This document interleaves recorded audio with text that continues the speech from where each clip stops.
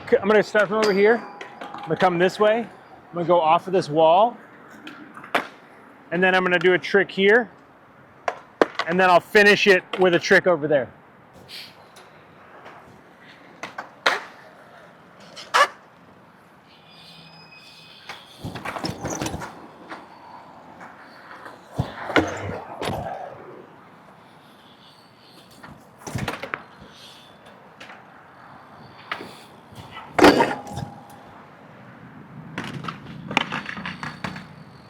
I grew up in a town called Pleasanton.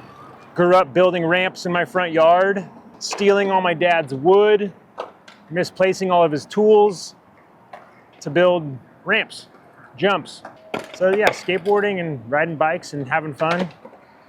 It's never left. It's always been a part of my life in one way or another. And then working with youth specifically, it's a great way to reach the kids that I'm good at anyway at reaching.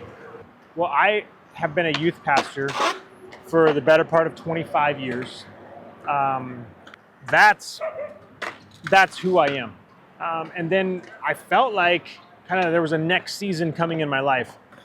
And I had a feeling that season was starting something new. And I didn't know if that was going to be a church or if that was going to be this kind of community-wide youth nonprofit. And that's essentially what I ended up doing, is starting a youth nonprofit called Flow.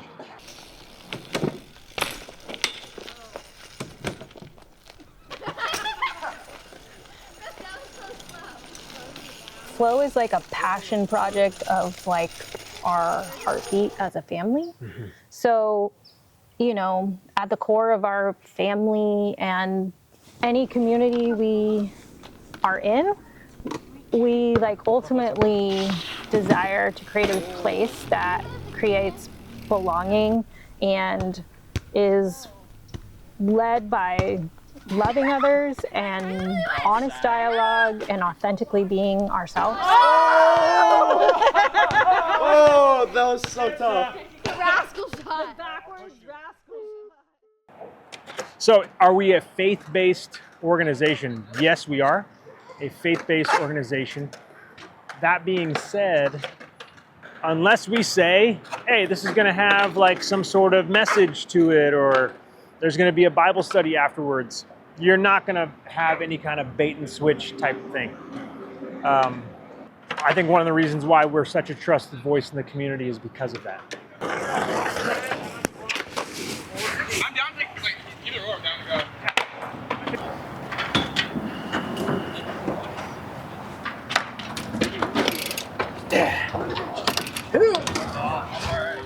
Some of the biggest battles have been the ones that I tell myself, stories that I tell myself, that I'm no good, that I'm not cut out for this, or it's not a real job. How are you going to provide for your family? Those types of things. Stinking thinking. Nobody's going to want to go to that. That work's not really important. That was a nice save. Those things, those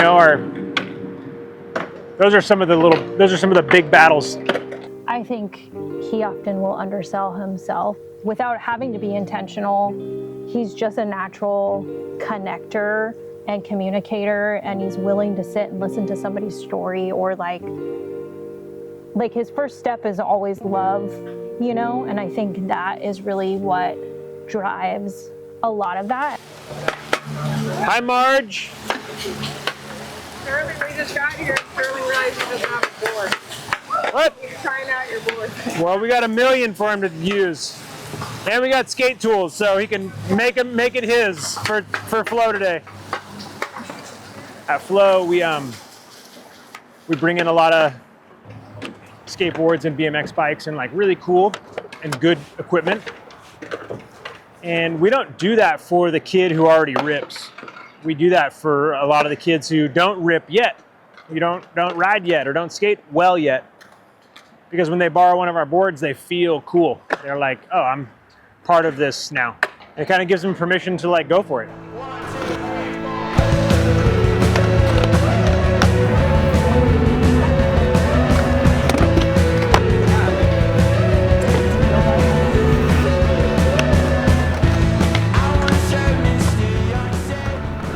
the core of skateboarding and BMX is this like, I'm gonna do what I want. It's this like punk rock mentality. And yeah, sure, that can have some like negative connotations to it, but also there's a lot of positive ones because that goes hand in hand with accepting whoever's gonna skate. Dress how you want, skate how you want. At the end of the day, we're all still playing on the same toys.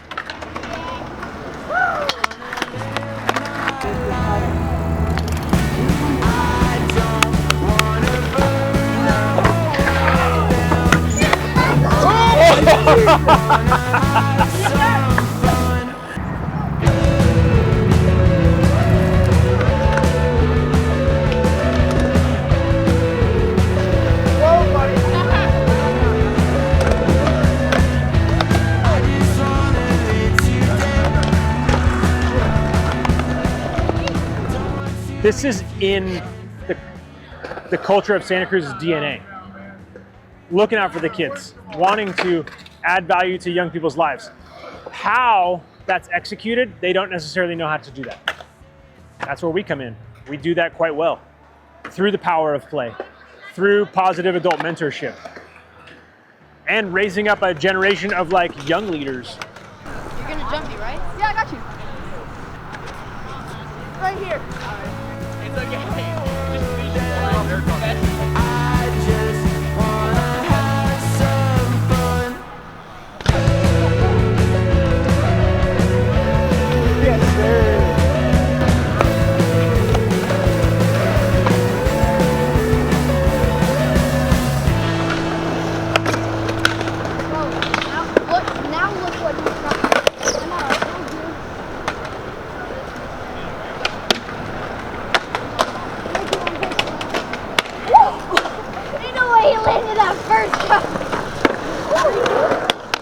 The most generous person that I know is God.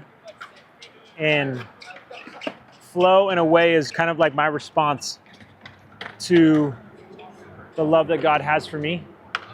I get to share that with, my community.